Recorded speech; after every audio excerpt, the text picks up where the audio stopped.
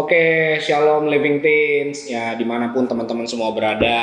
Halo, apa kabar? Saya harap semua teman-teman baik dan saya harap semua teman-teman diberkati Tuhan. Nah, hari ini saya mau perkenalkan diri dulu ya. Nama saya Nicholas Immanuel. Boleh panggil kakak atau apapun ya, tapi nggak boleh panggil yang lain, tante gitu, ibu nggak boleh ya, karena saya laki-laki. Oke? Nah, oke. Saya mau bicarakan sesuatu hari ini. Oke. Anak muda, bicara soal tentang anak muda itu nggak jauh dari yang namanya kebebasan gitu ya. Nah, kebebasan yang kita punya hari ini, teman-teman harus percaya kalau itu semua bukan cuman kita dapati cuma-cuma gitu ya, bukan gratisan, bukan barang yang murahan gitu. Nah, itu pertama teman-teman harus paham. Nah, segala sesuatu yang Tuhan berikan ya bukan mungkin seperti terasa seperti peraturan atau bahkan ikatan yang cukup mungkin membuat kita harus hidup kudus gitu ya, atau harus hidup layak atau apapun gitu. Tentang bahasa-bahasa yang mungkin sampai hari ini mungkin teman-teman tahu. Nah, hanya ya sifat kemanusiaan kita ini ya merujuk kepada yang namanya kebebasan. Nah, teman-teman pernah dengar kata yang namanya freedom. Free itu artinya teman-teman pasti udah tahu, yaitu artinya bebas gitu ya. Dem itu diambil dari kata kingdom, yaitu kerajaan atau satu bentuk gitu ya, bisa dibilang. Dem itu bisa dibilang ya satu penggalan kata ya yang diartikan sebagai satu bentuk, satu kesatuan gitu ya. Nah, kebebasan yang punya bentuk, oke, saya persingkat atau permudah, yaitu namanya freedom itu yaitu kebebasan yang berbentuk. Nah, yang namanya bebas itu pasti tidak berbentuk, yang kita tahu seperti itu. Tapi ya Tuhan kasih kita kebebasan dalam satu bentuk, yaitu patokan kebebasan kita adalah Alkitab. Teman-teman, kalau teman-teman ya pemuda remaja di sana ya, kalau rajin baca Alkitab nih, teman-teman pasti tahu banget yang namanya teman-teman boleh melakukan apa aja. Salah satu ayat di Alkitab yang bisa kita baca yaitu di 1 Korintus 10 ayat 23 teman-teman ya. Kira-kira seperti ini bunyinya, 1 Korintus 10 ayat 23. Saya akan bacakan. Segala sesuatu diperbolehkan. Benar, tapi bukan segala sesuatu berguna. Segala sesuatu diperbolehkan, benar, tetapi bukan segala sesuatu membangun. Ada hal yang menarik dari ayat ini, yaitu kata benar di sini ya diulang sampai 2 kali. Nah, teman-teman kalau belajar bahasa Indonesia di sekolah, teman-teman pasti semua punya atau dapat pelajaran bahasa Indonesia pasti ya. Nggak mungkin enggak ya, karena kita di negara Indonesia gitu pasti dapat pelajaran yang namanya pelajaran bahasa Indonesia. Teman-teman pasti tahu kalau ada satu kata yang diulang 2 kali itu artinya penting sekali. Ya, pengumuman ketika diumumkan ya atau diberitahukan gitu ya, kalau itu bersifat sangat penting ya, itu pasti akan diulang gitu ya, nggak cuma 2 kali, mungkin bisa 3 kali, 4 kali, 5 kali gitu ya. Nah, di 1 Korintus 10 ayat 23 dikatakan segala sesuatunya diperbolehkan, benar ya, saya skip, segala sesuatu diperbolehkan, benar. Nah, cuman ada bentuknya. Ada yang namanya ya bahasa Sundanya terms ya, bahasa apa ya, bahasa Indonesia adalah ada syaratnya. Kok ada kebebasan tapi ada syaratnya, kok kebebasan ada syaratnya, kok aneh gitu. Nah, tapi Tuhan itu baik gitu ya. Kenapa saya bilang baik? Tetap Tuhan kasih kita kebebasan, tapi ada 2 hal yang perlu teman-teman pastikan dalam kebebasan itu, yaitu pertama, kebebasan yang teman-teman lakukan apakah berguna buat teman-teman? Nah, itu bergunanya baru buat teman-teman ya, atau buat diri kita sendiri gitu ya. Tapi Tuhan di sisi lain Alkitab mengajarkan juga kita harus mengasihi orang lain. Jadi nggak pernah firman Tuhan berbicara untuk diri kita sendiri doang. Jadi mengatur kebebasannya untuk diri kita sendiri, kebaikannya atau kebergunaannya atau kegunaannya buat kita sendiri. Nggak pernah, teman. Karena firman Tuhan selalu ngajarin yang namanya berbuat sesuatu untuk orang lain. Nggak pernah yang namanya self-centris. Nggak pernah yang namanya untuk kita sendiri. Nggak pernah. Oke, syarat yang kedua adalah segala sesuatu diperbolehkan. Benar. tetapi bukan segala sesuatu yang membangun. Yang kedua, apakah yang teman-teman lakukan atau kebebasan yang teman-teman punya hari ini membangun diri teman-teman sendiri? Oke, kita pisahkan rohani sama jasmani. Pertama, yang teman-teman lakukan secara rohani, teman-teman terbangun gak? Atau bukan terbangun ya, teman-teman ngerasa teman-teman naik level gak sama apa yang teman-teman lakukan hari ini? Ya, teman-teman mungkin ngambek nih sama mama, sama papa gitu, diatur, kamu tuh harus ranking, kamu tuh harus pintar, kamu harus seperti kakakmu gitu ya, harus masuk sekolah yang benar, harus masuk perkuliahan yang benar, nanti suatu hari harus dapat pekerjaan yang baik gitu ya.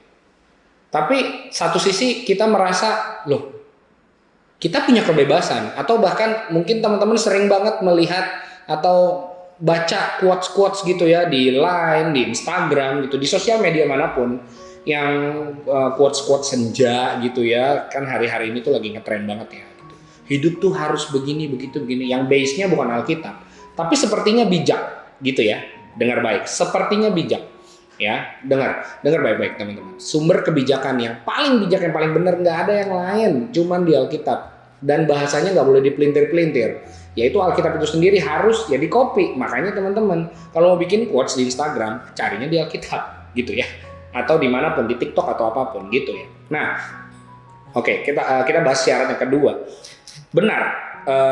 Tetapi bukan segala sesuatu yang membangun. Apakah yang teman-teman lakukan hari ini membangun teman-teman?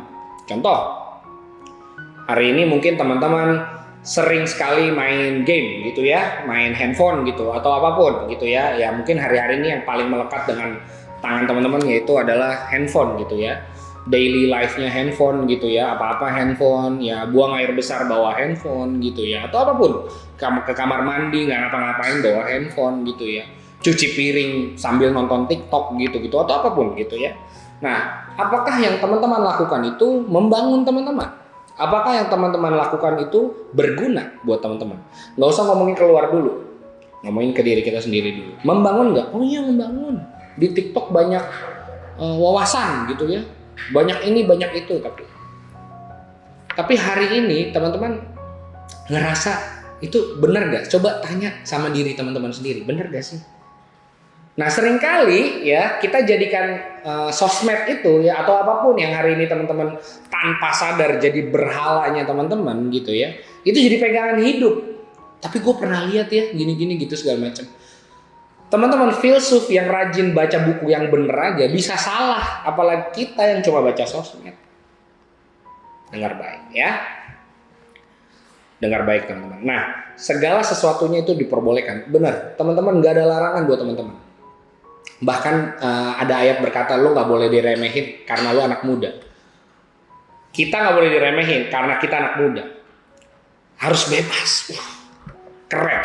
Tapi Tuhan juga atur kebebasan kita, yaitu di sini teman-teman, segala sesuatunya harus berguna dan membangun. Kalau nggak membangun, teman-teman stop. Lakukan hal lain yang membangun teman-teman. Contoh, ya belajar apapun. Kita anak muda identik sekali dengan yang namanya belajar, dan memang yang kita lakukan harusnya tetap belajar. Ya. Saya punya teman-teman banyak di umuran 40 tahun, 50 tahun. Mereka banyak sekali yang namanya nggak berhenti belajar sampai hari ini. Nggak cukup puas untuk menguasai satu bidang. Ini ngomongin dunia ya teman-teman ya, apalagi secara alkitabiah. Contoh, teman-teman mungkin pelayanan. Cukup satu bidang. Teman-teman kalau ngerti kasih karunia Tuhan buat hidup teman-teman, teman-teman pasti nggak cukup yang namanya gereja hari Minggu doang. Ataupun cuma satu kali seminggu. Nggak cukup. Benar.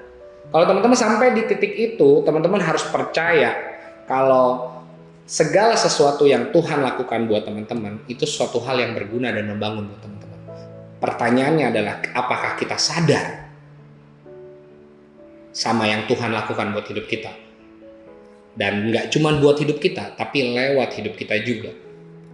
Teman-teman sadar gak? Nah teman-teman hari ini teman-teman mesti cari tahu tuh sama Tuhan. Caranya gimana ya? Berdoa. Baca Alkitab, tanya sama kakak-kakak rohani ya, kakak-kakak rohani yang tentunya teman-teman dipilih Tuhan juga gitu ya, teman-teman yang teman-teman direkomendasikan sama Tuhan, cara dengernya gimana, cara taunya gimana, itu saya nggak bisa ajarin, saya nggak bisa kasih tahu. Kenapa? Karena selalu baru caranya Tuhan, caranya aneh-aneh gitu ya. Aneh-anehnya bukan negatif ya teman-teman ya, tapi cara-caranya selalu baru dan cara-caranya selalu nggak pernah terprediksi oleh kita gitu ya. Jadi hari ini saya cuma mau kasih satu ayat aja teman-teman, 1 Korintus 10 ayat 23. Itu teman-teman harus baca berulang-ulang. Saya pelajarin ayat ini dan baca sampai hari ini berkali-kali gitu ya.